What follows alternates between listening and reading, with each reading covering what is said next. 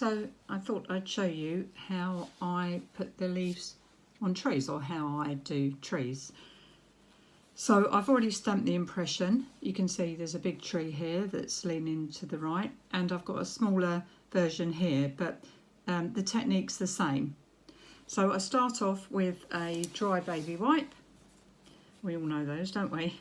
And I start off with the darker colour, which is Versa Colour Evergreen, which is the one I use. Obviously, you can use whichever green you think is suitable for what season you're doing. And it's, you know, trial and error really. So I go in with the dry baby wipe, sort of dabbing over the branches quite randomly, and some sort of stroking like this, and then other times just dabbing, because you don't want it too uniform. And then we cover as many of the branches as we can, because obviously on a real tree you wouldn't see these branches sticking out like that unless it was winter, so you would only get a glimpse of the branches here and there. So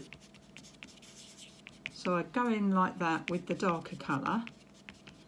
Right, so I've covered most of the branches lightly, and then I go in with a lighter colour, which I love, Versa Colour Pine, Versa Craft Pine actually. Now Versa Craft is a little bit more opaque than Versa Colour, which is quite handy for this because you can see that it will cover the branches quite nicely, and then we just spread that out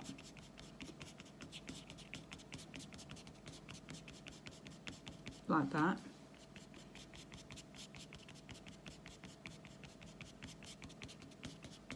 And go to the edges. So really you're sort of covering up what you've just done. Now this whole technique is really about layering, is about trying to convey the thickness of the foliage by layering up your colours. Now as you can see, my ink pad is new, which is it's a bit juicy. So what I'm going to do is go to a clean bit of the baby wipe and just try and blend that in a little bit, because obviously we don't want it too dense. Now I'm going to then go in with a very light colour. I'm using Versa Colour Lime, because obviously trees have all different shades of green foliage, and depending on what season you're doing, if you're doing spring you might want to use a little bit more of the lighter colour. If it's autumn, then obviously I would probably veer on the side of the darker colour. Also you can add reds and oranges a very little bit at a time, which I might show you later on. So I've added the green in there. Now as you can see, that's got the body of the tree. You've got light and shade. What I like to do now is go in with an ordinary brush. So I'm just using, this is quite a big brush, but you can use any paintbrush. It doesn't really matter. You're controlling this, so you know, I think it's up to you really. And then what I suggest you do is you wet your brush and then dry it on a piece of baby wipe, like sorry, a kitchen roll, because what you don't want is to soak the paper, because not only will the paper, unless it's watercolour, not take it, but also you don't really want it watered down. You want to accentuate. So you just go in lightly, usually where the branches are, to accentuate the growth that there would be on those branches. And you know, blend, because what you're trying to do is give an, when you look at the tree, you're just trying to give an overall impression. You're not trying to paint every single leaf and every, well you could do, but you'd probably be there all day. So you're trying to give an impression of the foliage on the leaves. And obviously as you look at a tree, the leaves nearer to you stand out more. The rest is more a sort of colour. So this is with the evergreen. I'm starting to build that, and then I'm rinsing my brush out, and I'm going to do the same with the pine.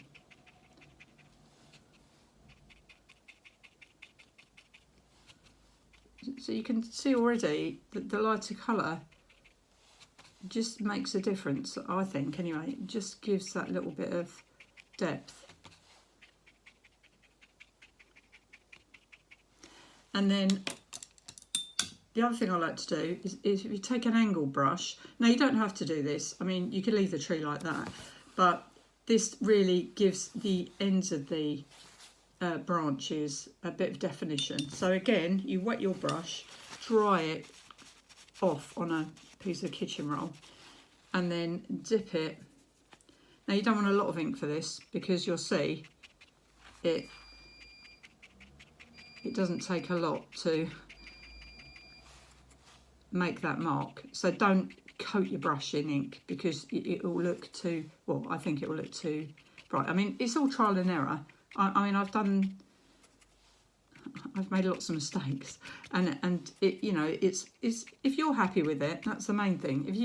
If it's a tree you wanted, then you're winning. So I think, you know, I'm just showing you a technique that might help you, but at the end of the day, it's your piece of work, your piece of art, so you can do it whichever way you want. But I find just this little accentuation at the end of the branches, and I'm going to go in with the pine again and bring that down into the tree a bit more.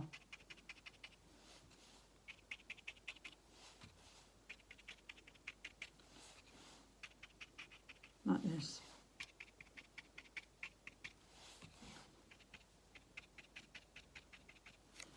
Now, if you're doing a scene where there's a sunset in the background, or, you know, Wendy does the technique where she shows you the horizon and then you just colour a little bit of yellow across the back, or if you're just trying to convey a sunny day or a bright scene, I think it's always a good idea, and I found this helps with my trees, just to get a tiny little bit of yellow like this. And obviously you need to blend that in well, because what you're trying to convey is the sun just coming through the branches. So we don't want a lot of it, it's just, it just gives that feeling that there's the tree, you can see through the branches in the tree basically.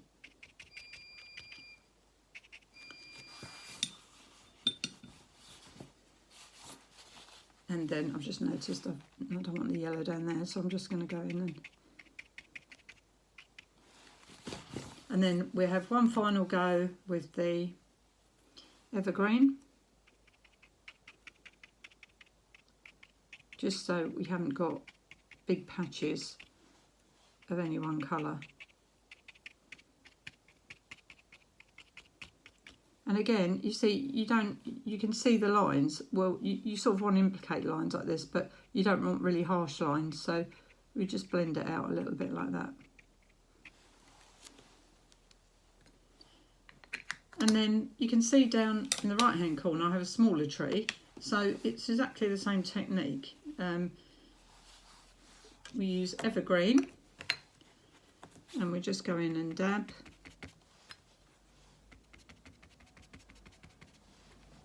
Just exactly the same as we did on the big tree. You can make the trees as big or as small as you like, but obviously you've got to bear in mind that the trunk size, because you don't want the tree to look top heavy, or, you know, you want it to look sort of like a tree. And then we add the pine.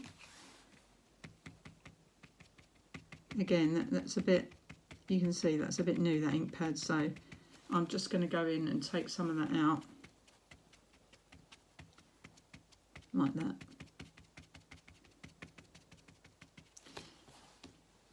And then my ordinary paintbrush with the evergreen.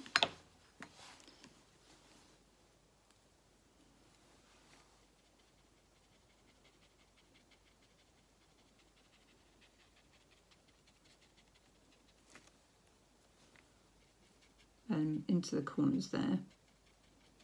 And lastly, and I think I'm going to use a little bit of evergreen again. So again with the angled brush, and this time just use the very tip of the brush, because obviously this is a smaller tree, so just so you don't get that lollipop look, because trees aren't perfectly round. They have a round or an oval sort of shape, but you get these bits sticking out. And then again, I'm just going to finish off with the tiniest little bit of yellow. You don't have to put this yellow on with an angle brush, by the way. You can do it with any brush, or you can do it with your dry baby white. But if you're going to do that, I would wait until the ink's dried, because if you go in with a dry baby wipe while this ink is wet, you'll just smudge the whole thing, and you won't have that definition. So I hope you found that useful.